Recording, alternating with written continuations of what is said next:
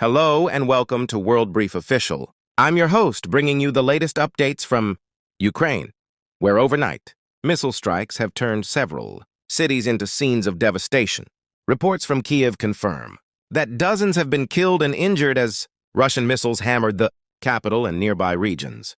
Among the hardest-hit areas was a Jewish synagogue, which collapsed after a direct missile strike. Rescue teams worked through the night, pulling survivors from the rubble while air raid sirens continued to echo. Across the city, eyewitnesses described the moment of the blast as pure chaos. Shattered glass, debris everywhere, and terrified civilians rushing for safety. Local media reports suggest that the synagogue was being used as a shelter by civilians seeking refuge. From the ongoing air attacks, Ukrainian officials are calling this one of the deadliest nights in recent weeks, accusing Russia of deliberately targeting civilian and religious infrastructure. Emergency services have confirmed multiple missile impacts not only in Kyiv, but also in Kharkiv and Dnipro, cities already under severe pressure from previous strikes. Moscow, however, has denied responsibility for the synagogue attack. A statement from the Russian Defense Ministry claimed that its forces were only targeting military installations, command centers, and ammunition depots.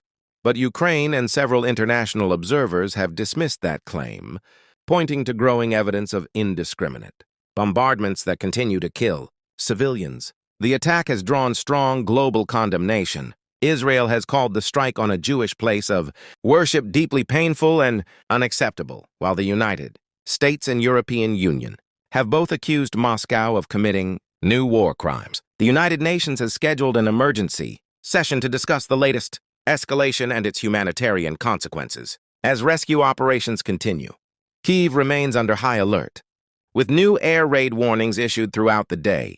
Thousands of residents have taken shelter underground, fearing another wave of missiles. In a late-night address, President Volodymyr Zelensky vowed that Ukraine will respond decisively, saying, "Those who attack our faith and our people will face justice." Analysts say these latest strikes are part of a renewed Russian push to weaken Ukrainian morale as winter approaches, with power grids, housing areas, and now places of worship under fire. The humanitarian crisis continues to deepen.